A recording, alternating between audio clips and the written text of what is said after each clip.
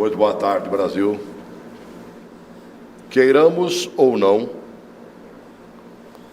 muitas pessoas têm problemas de deficiência. Que bom se isso não acontecesse, não existisse.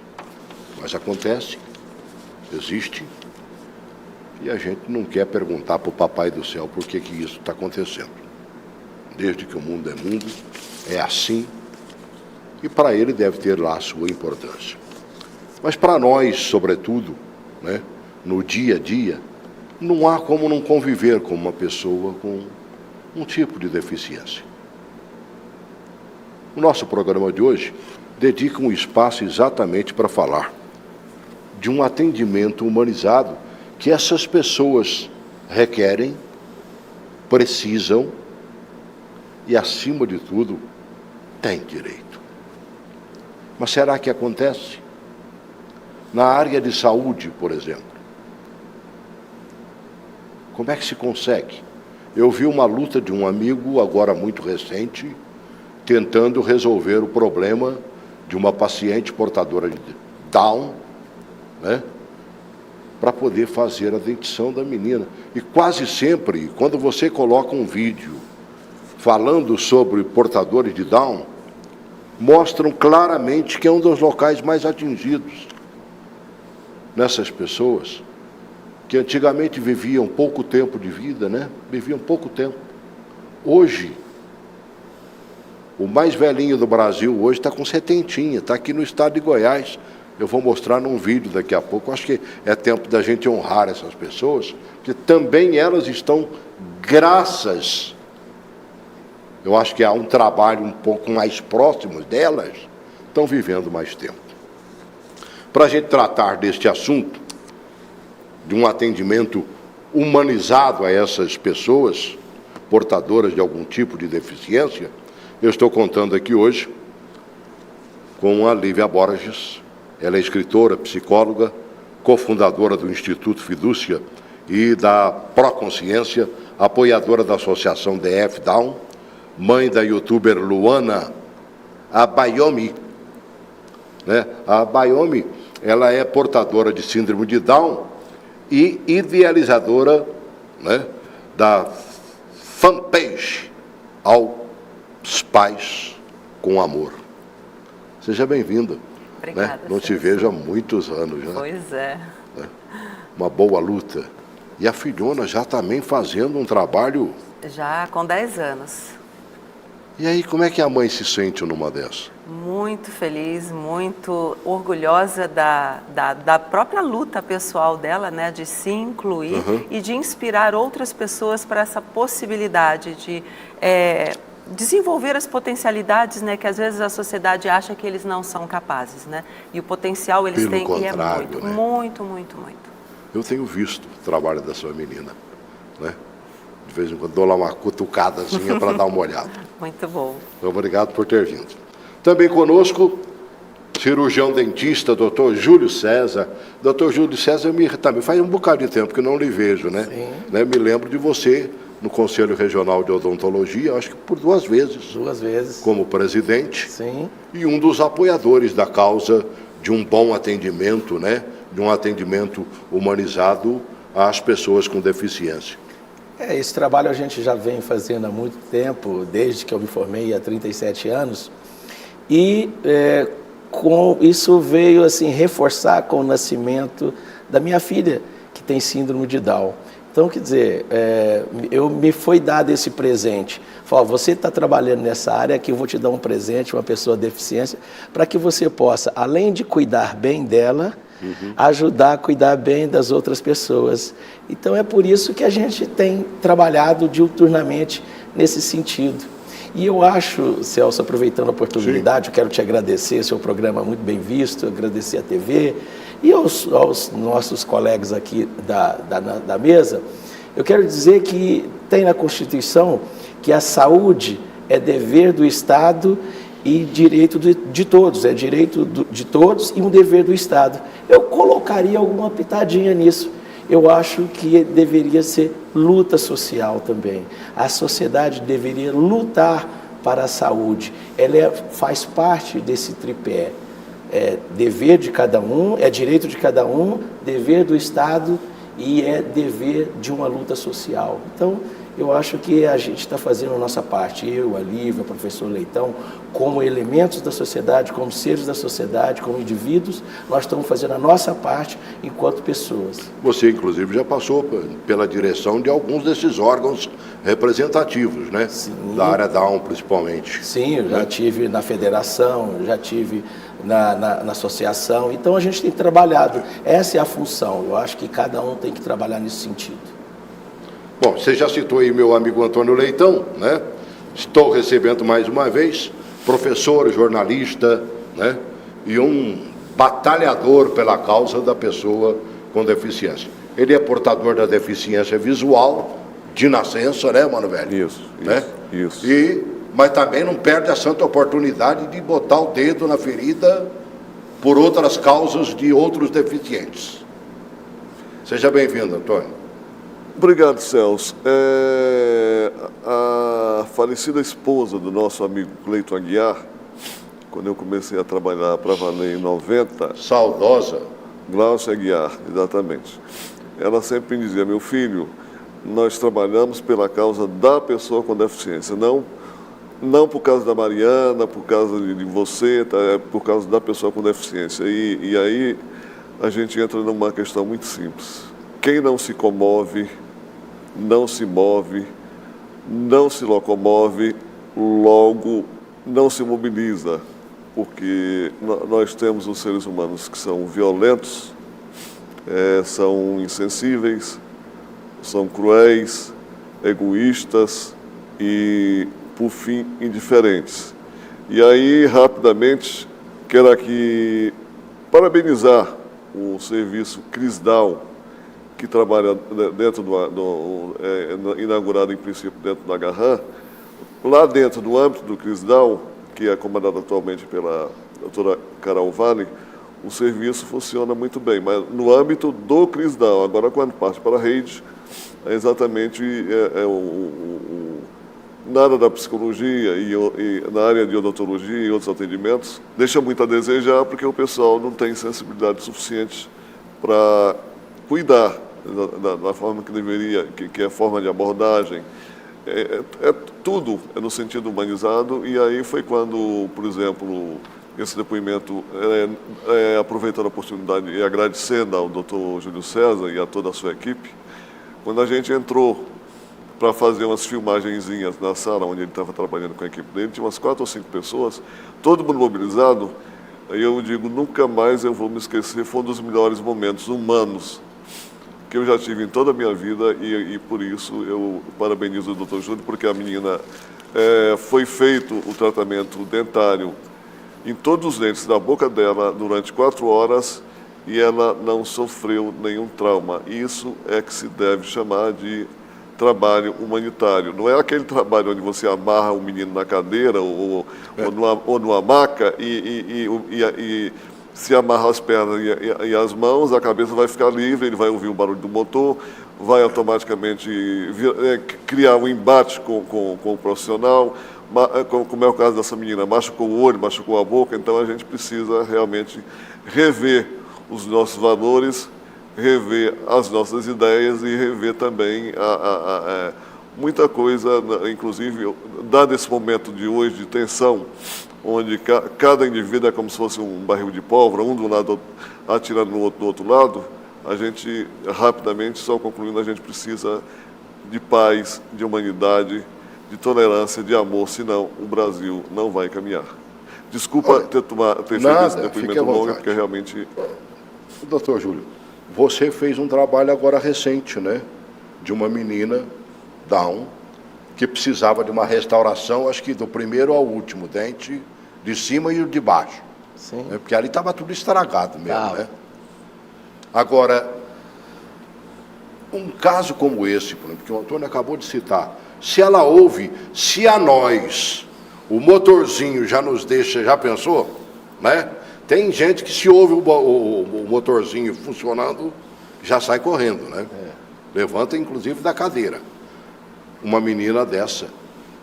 Nós temos que partir do princípio, Celso, que todas as pessoas, independente de serem especiais ou não, ou ter deficiência ou não, precisa de um atendimento adequado e humanizado na área de saúde. Aliás, em todas as áreas, você vai fazer uma compra, você precisa que alguém te receba bem do outro lado do balcão, enfim. É necessário isso, esse atendimento humanizado. É isso que a gente tem brigado e é onde a gente quer mudar esse modelo de atenção. Não é porque existe uma escassez que não precisemos trabalhar, usar outros recursos para que a pessoa tenha bem-estar. É na escassez que a gente tem que tomar novas atitudes, novos caminhos. Quando a gente vê as imagens, né, da menina sendo atendida, você vê naturalmente que ela está dormindo. Sim. Aí o Antônio citou, por exemplo, que queriam amarrá-la. Vou usar o termo bem vulgar mesmo. Não seria o caso. É o seguinte, eu tenho que mostrar, do ponto de vista técnico da odontologia, existe a possibilidade a gente chama isso de contenção. Contenção. Essa contenção é feita quando o procedimento, a criança tem alguma dificuldade, mas ela tem uma receptividade também.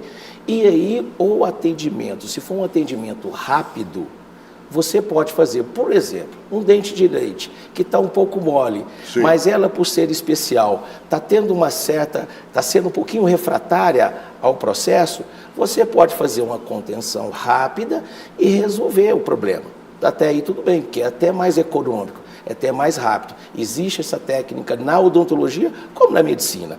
Agora, casos especiais, ou esses casos mais complexos, não tem como, principalmente na área da odontologia, não tem como você fazer. Nesse caso, por exemplo, ela ficou quantas horas ali? Ela ficou 3 horas sedada. O que a gente está fazendo agora, Celso, é o seguinte: ao invés de anestesia geral, a gente faz sedação, que é um procedimento menos invasivo, e com isso a gente tem um controle melhor da situação, tanto por parte do anestesista, quanto por parte da equipe que está atuando ali no caso da odontologia, no meu caso, a odontologia.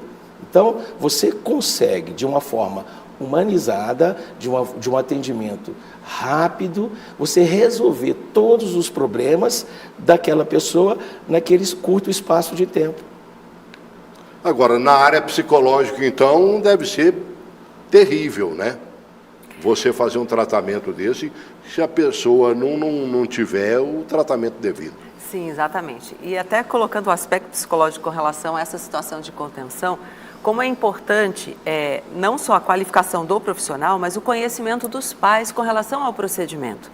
E até o acompanhamento desde os primeiros anos de vida, para que não chegue a essa situação, de repente sendo a primeira vez que a pessoa vai ao dentista, né?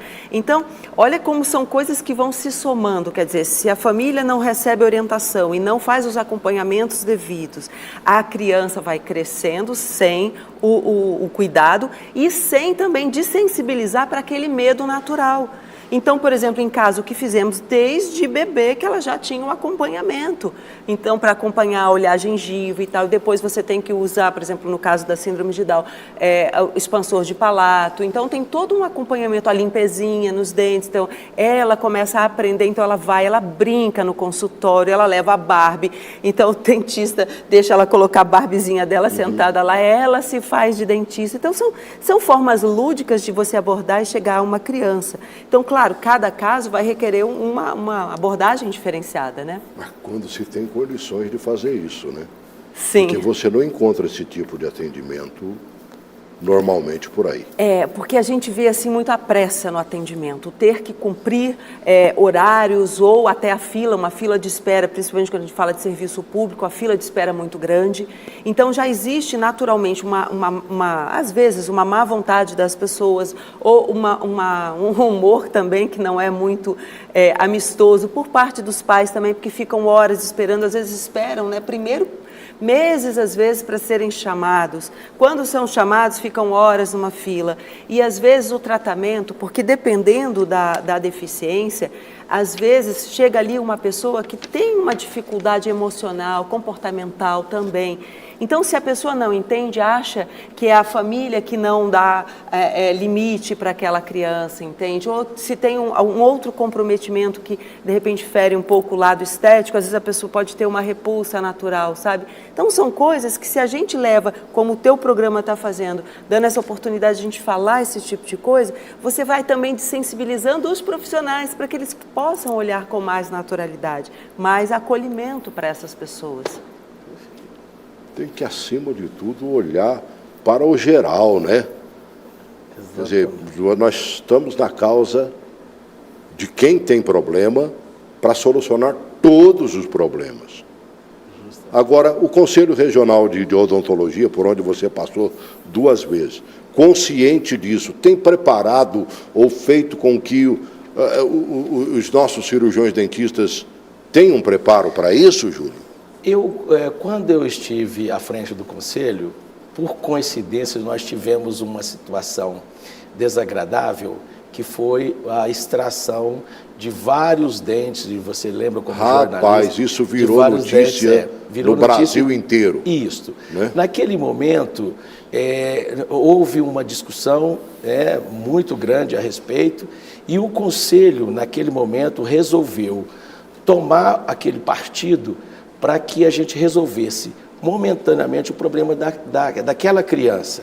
Porque foi feita uma extração, obviamente, com a boa vontade do profissional, de todos os profissionais ali. Só que aquele profissional, ou aquele grupo de profissional, ele estava ali acostumado a fazer aquele tipo de abordagem. Que depois nós fomos discutir através de um fórum que a abordagem que a gente tem que fazer é uma abordagem diferente, onde os pais têm que ser orientados, têm que ser informados, e a partir daí tomar-se um caminho melhor, tanto para a família, quanto principalmente para aquela pessoa. E foi isso que aconteceu. A partir desse momento, que foi um aprendizado, graças ao bom Deus, que isso foi um aprendizado para toda a odontologia do Brasil e para as pessoas que lidam com pessoas com deficiência, que nós precisamos de protocolos e precisamos de agir de uma forma extremamente diferente para que essas pessoas tenham um atendimento diferenciado. Foi aí que começou-se a discutir o atendimento humanizado na odontologia e na saúde. Tanto é que nós fizemos esse protocolo, serviu, o próprio Ministério Público pediu para que a Secretaria de Saúde adotasse esse protocolo feito por nós enquanto estivemos no Conselho de Odontologia. Para você que é de fora de Brasília, mas eu acredito que o Brasil inteiro ficou sabendo. Ficou. Portador de Down, né? Não, ele era que deficiência mental. Mais mental, intelectual, né? É intelectual. E aí, com os dentes todos estragados, o cirurgião fez o... O cirurgião dentista, na boa fé de resolver o problema, ele tirou todos, podia tirar alguns, tirou todos, mas esse era o procedimento corriqueiro que nós começamos naquela época, por volta de 2010, a combater. Hoje já está bem melhor. Hoje a secretaria já atende melhor. Hoje, como o professor Leitão falou, já tem o Crisdal que tem uma outra visão. Mas ainda precisamos avançar mais. E aí é nesse sentido de querer avançar mais que nós estamos aqui. Foi você que restaurou depois, né? Foi a minha equipe. Foi a nossa equipe, você colocou os do implantes. consultório, colocamos todos os implantes nessa criança, nesse jovem. E hoje ele vive muito bem, a família vive muito bem, é amigo de todos nós. Nossa equipe foi uma equipe de mais de 15 profissionais para ajudar. Agora, exatamente, a partir deste protocolo, mudou? Mudou, melhorou muita coisa na secretaria. A gente tem que reconhecer, houve a melhora, mas ainda essa melhora, a gente ainda está muito aquém daquilo que precisa ser. Nós estamos aquém do que precisa, então precisamos avançar. Por isso que eu te agradeço esse espaço. Esse espaço aqui também vai ser um divisor de água para os telespectadores, para os profissionais da área de saúde, para os integrantes das associações, das entidades, para que a gente possa pensar um atendimento diferente da agora para frente. Sabe que a gente sempre manteve na cabeça de que a pessoa com deficiência viveria menor tempo, né? O portador de Down, a gente via falecer menino praticamente, né? E hoje a coisa mudou. Eu acho que pelo atendimento mais humanizado, né, por estar junto, pelos pais abraçarem a causa, que antigamente até se escondia, né, professora? Você, Lívia, como psicóloga, se excluía sabe do convívio, disso. Sim. Né? Agora não. Hoje você faz questão de dizer que a sua youtuber está lá fazendo maravilhas. Isso é importante. E estão vivendo e vivendo bem, né? Justamente, Celso, justamente porque você acabou de falar, é o acesso, é a família com mais consciência, a família aceitando bem, aceitando que aquilo ali é uma criança que ele vai ter que, da agora para frente, tratar dela, atendê-la bem, acolhê-la bem. E a sociedade também já está já enxergando essa necessidade de acolher, de incluir, e a medicina tem evoluído muito, né? Por exemplo, essas crianças, via de regra, com síndrome de Down, tem CIA, CIV, que é a comunicação inteatrial e interventricular. Então, isso tem sido atendido nas questões pulmonares, na questão da tireoide. Então, elas estão sendo bem assistidas e, obviamente, quando você é bem assistido, aí a expectativa de vida cresce. Né, doutor? O Antônio Leitão citou o Chris Down, que é lá no Agarram, Hospital Regional da Asa Norte. Existe algum outro tipo de trabalho semelhante em outros hospitais que você tenha conhecimento, Leitão? Não, Celso, e como eu falei, o trabalho feito dentro do Chris Down limita-se ao Chris Down, porque, por exemplo, lá mesmo no Agarram, eu tentei fazer com que essa menina fosse atendida, o médico, ameaçou a contenção, imagine o que poderia ter acontecido. Aí nós, então, como Taguatinga tinha feito uma propaganda no DFTV sobre que lá seria um espaço de excelência para atendimento odontológico para síndrome de Down, nós pedimos, através do Dr. Carlos e da coordenadora, Carol, que é uma pessoa muito solícita, para mandar encaminhamento para Taguatinga. Lá o pessoal não quis atender. Então, me restou insistir com essa alma boa que está aqui ao meu lado, e ele se propôs e fez o trabalho. Então, o problema, Celso, por mais que eu venha entender questões corporativas vamos dizer, vamos tentar mostrar que evoluiu, mas infelizmente, de um modo geral, ainda mais nesse exato momento, nesse momento onde movimentos sociais, de modo geral, estão sendo acusados até de incendiar a Amazônia, aquela coisa toda, o preconceito, de modo geral, isso eu me lembro, em 2016, quando eu me separei pela última vez, os meninos reclamavam para mim do preconceito que sofriam às vezes até em igrejas. E a partir daí eu fui para um hotel grande e lá dentro, apesar deles, da boa vontade do gerente, no sentido de me dar um atendimento, era do tipo, eu estava, bastava eu apertar o botão, digamos, aparecia o que eu queria, como se fosse uma coisa mágica. Só que isso era para mim, que estava pagando R$2.000 de mensalidade, aquela coisa toda.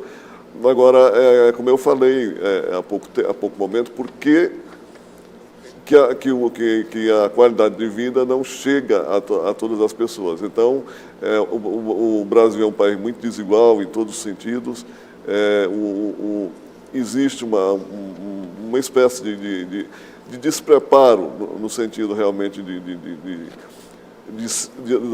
porque a nossa função aqui na Terra é servir bem a nós mesmos e também ao próximo, porque é igual como o próprio Júlio falou aqui, um supermercado, se ele não prestar um bom serviço, o pessoal vai fugir do supermercado, não vai mais do supermercado, e assim por diante. Então nós temos que entender que o nosso papel enquanto servidores, de um modo geral, servidor do público, ou seja, eu tenho que servir bem ao público para que eu também possa sobreviver. Então, essa consciência não é porque eu sou o melhor, o maior, digamos, isso ou aquilo, na autoridade, eu sou doutor, PhD, não sei o quê. Se eu não fizer um bom serviço, eu não vou sobreviver. Então, a vaidade precisa diminuir nas pessoas. Eu acho que, Leitão, eu acho sinceramente, o que nós temos que fazer é conhecer bem o que tem que ser feito. Sim. Né? Ver, portador de síndrome de Down, o que acomete mais a essas pessoas? Se você não tiver conhecimento, não há precaução. Né? Eu gostei de um vídeo, né, falando exatamente das características que tem esse portador. E dentro dessas características, você vê as suas necessidades prementes. Assim como você vacina como prevenção a doenças lá na frente, você também vai tomar algumas atitudes de prevenção em relação ao portador de Down. Coloque esse primeiro vídeo aí.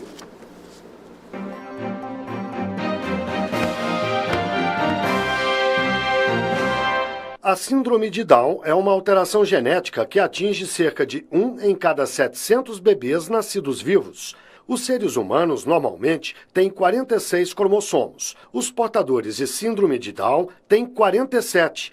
Esse cromossomo a mais surge bem cedo, durante o processo da concepção e da multiplicação das primeiras células do embrião, e pode vir tanto da mãe quanto do pai.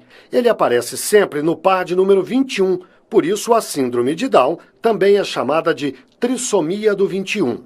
O portador de Down tem algumas características físicas bem típicas: mãos menores, com apenas uma linha, e dedos mais curtos, cabelos finos e lisos, rosto arredondado e olhos puxadinhos, orelhas pequenas e excesso de gordura na nuca, os músculos com menor tônus, ou seja, mais moles e flexíveis. As crianças com síndrome de Down apresentam atraso na fala, dificuldades motoras e aprendizagem mais lenta. De uma maneira geral, essas pessoas são mais vulneráveis a doenças do coração e problemas respiratórios. Não se fala em cura para a síndrome de Down, mas em tratamentos e estímulos que podem melhorar a qualidade de vida do portador. Você me falou, Lívia, né, da necessidade de se precaver. Você, sabendo disso tudo, deve ter se precavido em relação à sua filha. Sim, com toda certeza. Inclusive, Celso, é uma coisa que a gente alerta para as pessoas, que tem a ilusão de que inclusão é só afetividade. Então, assim, coloca a criança na escola, ai, que bonitinho, ou então, né, eu gosto do seu filho e tal. Inclusão não é isso, isso pode fazer parte da inclusão, mas a gente requer o quê? Um conhecimento especializado, conhecer as singularidades, né, as especificidades de cada síndrome, entender como é que é a abordagem ou qual é a conduta preventiva que você vai ter para que a criança não tenha tais e tais doenças, ou se ela de repente tem uma comorbidade. Melhora o problema das deficiências. Exatamente. Se ela tem uma deficiência na fala, né? Exatamente. Então, por isso a informação precisa ser difundida. Para quê? Para que alcance a sociedade de uma maneira geral, os profissionais de educação, os profissionais de saúde e os próprios pais. Porque não adianta a gente isolar e achar que a responsabilidade é só dos pais, ou só da escola, ou só dos profissionais de saúde. Não. A ideia é, como o doutor Júlio colocou, essa responsabilidade, quer dizer, é um dever de todos nós, esse cuidado para todos nós. E quando a gente pensa nesse resultado que a gente almeja do tratamento humanizado, generalizado, eu penso sempre nos primeiros anos de vida, na formação daquela pessoa que um dia será um futuro profissional. Se ela conviver com uma criança com deficiência, tenho a certeza que essa pessoa será uma pessoa diferenciada no futuro. Então, por isso que a gente fala que a importância da inclusão, ela é para todos, porque ela te transforma. E ela tem chegado nas escolas do DF, tem chegado, Isso e é isso que a gente trabalha, sabe? E aí a gente vem, Celso, vendo a evolução, a mudança com relação às deficiências de uma maneira geral, que eu me recordo que quando eu estudava, as terminologias, então eu tinha uma matéria que chamava Direito do Excepcional, porque as pessoas não sabiam como se dirigir a essas pessoas com deficiência. Aí depois passou a ser ou a psicologia ou o direito, então, do especial, né? Depois passou a ser o portador de necessidades especiais. E agora, né, a gente acaba falando pessoas com deficiência, porque tem aquelas diferenças, né? E algumas situações você não pode tirar, né? Verdade. Passar a não portar, né? Agora, quando se passa por um momento como esse, jamais se imaginava que você teria que usar na sua parentela, né, deste aprendizado, não é isso? Sim. Hoje você tem uma filha portadora, Sim. né? O Júlio César tem filho ou filha? Filha também. Uma filha também, né? Agora, os planos de saúde, sinceramente, aceitam? Aceitam, são obrigados. São obrigados. São obrigados. Não, o plano de saúde não pode discriminar. Obviamente, eles têm a cobrança, né? Eles cobram por isso, mas não pode discriminar, porque o saúde é direito de todos. Então... Mas às vezes nem todo mundo consegue, né, Mano Velho? Mesmo pagando um plano de saúde. Como né? o plano de saúde é um processo onde há de capital, onde é o capitalismo, existem as dificuldades. Sim. Em todas as áreas, não só na área da pessoa com deficiência. Em todas as áreas, você precisa de um exame, você já deve ter passado por isso, o plano de saúde demora a autorizar, etc. O que nós temos lutado, a doutora, o professor, é para que o Estado brasileiro, junto às entidades e à família, lutem por um acesso integral dessas pessoas, não só das pessoas ditas normais, mas dessas pessoas, através do serviço público, porque é o serviço público que vai dar essa humanidade, que vai enxergar de uma forma integral, equânime, a pessoa com deficiência. Mas num país onde eles nos empurram para tudo que é particular, Mano Velho, né? Se você quer um bom atendimento de saúde, você tem que ter um plano de saúde pago. Se você quer ter uma boa educação, você tem que ir para uma escola paga. E vai aí por diante. Então fica difícil, né? Eu mostrei em Goiás o portador mais velhinho de Down, né? 70 aninhos. Lá em Goiás também o Ministério Público, agora recente, entrou com uma ação na Justiça pedindo que planos de saúde sejam obrigados a pagar um tratamento integral a portadores de autismo. Foi interessante. Agora, recente, o governo do Distrito Federal está proibindo o toque das sirenes nas escolas, que anuncia lá, né, a hora da meninada ir lá para tomar o lanche e tudo mais, mas geralmente é com barulho estrondoso, porque os autistas sofrem com isso, né, psicóloga? Exatamente. Então, olha como é importante conhecer como o outro reage. Agora, interessante, Celso, pegar até a ideia da matéria, vendo quando um plano de saúde ou quando um profissional não atende adequadamente aquela pessoa, o filho, né, com deficiência, recai um problema maior sobre os pais, um adoecer, porque o estresse é muito grande. Então, às vezes, a pessoa está querendo economizar ali para não atender aquele paciente, mas está adoecendo a mãe, está adoecendo o pai, quer dizer, é uma falta de um olhar... Pensar no negócio desse, é falta né? do olhar coletivo e que prejudica a sociedade de uma maneira geral. Então, assim, por isso aquela ideia, né? Todos somos responsáveis por isso. Ô Celso, interessante, deixa eu pegar a matéria também, que eu achei interessante, que os planos de saúde, olha como o olhar não é humano, é o olhar do capital. Sim. Ele disse o seguinte, você pode ver na matéria, fala assim, ó, tratamentos excedentes. Não existe tratamento de saúde excedente. Não existe. Você trata aquilo que você precisa. Claro. Você vai falar assim, não, o Celso vai ficar mais uns 2 meses ali no hospital de base internado para ver como... Ninguém quer ficar 1 hora sequer, 1 minuto a mais. Ninguém quer tratamento. Você não pode aceder ao antibiótico, você não pode aceder a nada. Então, olha a visão que o mercado tem da saúde aqui no Brasil, que a gente está aqui para lutar contra isso. Não existe tratamento excedente, existe o tratamento necessário. Tratamento excedente pode ser contratado? Não existe isso. Mas, enfim, essa é uma luta diuturna e esse espaço está sendo maravilhoso para esse debate. O Antônio Leitão é um chato de galocha, né? E quando se busca uma lei ou aprovar um determinado de projeto, dentro tanto da Câmara Legislativa, mas muito mais na área federal, que acaba sendo para o Brasil todo. Pessoal lá, Antônio, tem trabalhado nesse sentido? Tem sido receptivo a essas necessidades ou não? Celso, a questão é a seguinte, nos países de primeiro mundo, como usando extração, primeiro vem o costume e depois a lei vem como um instrumento disciplinador daquele costume. Aqui no Brasil, acha-se que a lei resolve tudo. E eu costumo dizer que hoje, depois de ver o excesso de leis em todos os sentidos no Brasil, e a gente vê, e eu sempre disse, não há inclusão por decreto, mas por afeto. E uma maneira da gente resolver isso hoje, na nossa visão, é educação de qualidade, que é a educação que forma, é a educação que ensina a interpretar, é a educação que ensina as pessoas ensina a produzir consciência crítica. Quando eu estou falando de consciência crítica, não é no sentido, vamos dizer, pejorativo, eu estou falando no sentido construtivo. Porque nós, brasileiros, egoístas que somos, temos muita dificuldade de nos autoavaliarmos.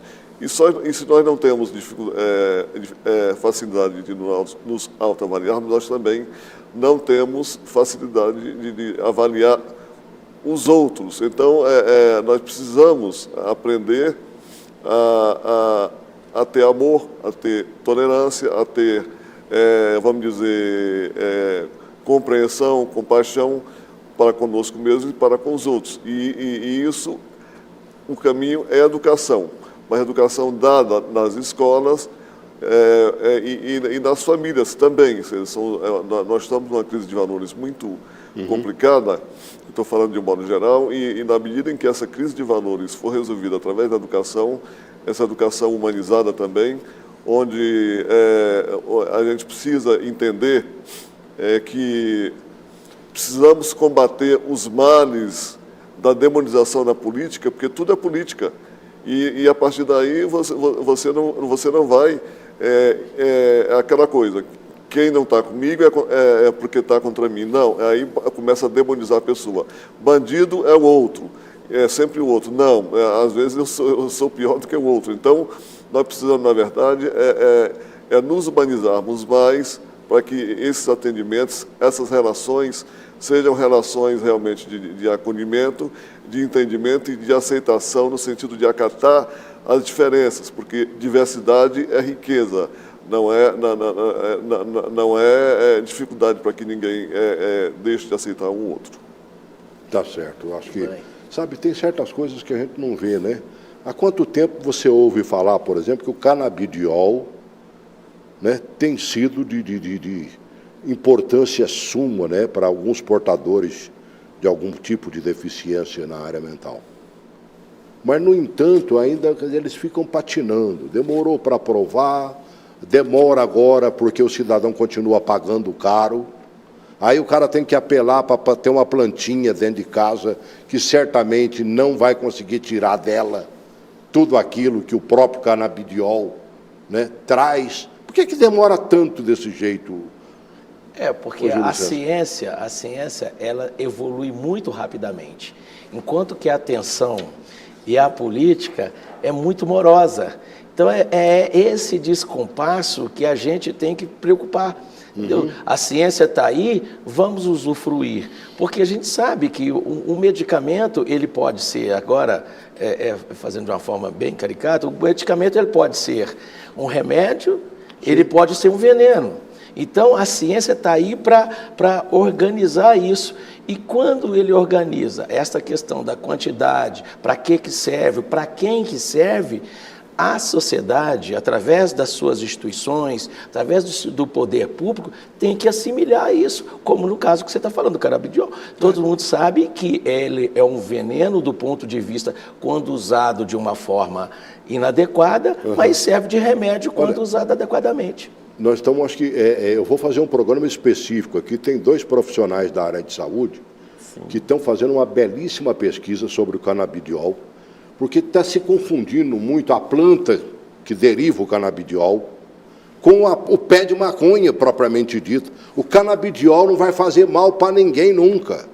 Eu vou fazer um programa específico sobre isso aqui, que eu acho que é uma necessidade de tomar conhecimento desta realidade, né? Os israelenses fizeram uma pesquisa, descobriram o canabidiol, não é mesmo? Celso, eu vejo em tudo isso assim, que a gente ainda tem um equívoco enquanto sociedade, que nós não priorizamos realmente o ser humano. Então, enquanto a política não priorizar o ser humano, enquanto as pessoas nos seus afazeres, nas suas profissões, não priorizarem de fato o ser humano, quer dizer, colocar sempre os interesses econômicos na frente, ninguém está dizendo que o interesse econômico não seja importante, mas é importante para quê? Né? É importante que você não fique só no para quem seu, né? Então, eu acho que isso mudaria muito com relação à agilidade de aprovar algo que já seja, né, comprovado pela ciência. Vale aí o que o Leitão disse, né? Sim. Não adianta o decreto, tem que haver afeto. Tem que haver afeto, é por onde começa, né? E, sabe, nós temos que conscientizar mais pessoas. Você está na causa porque tem uma filha, o Júlio César também tem uma filha. Agora, depois que abraça uma causa dessa, você vê a necessidade dos demais.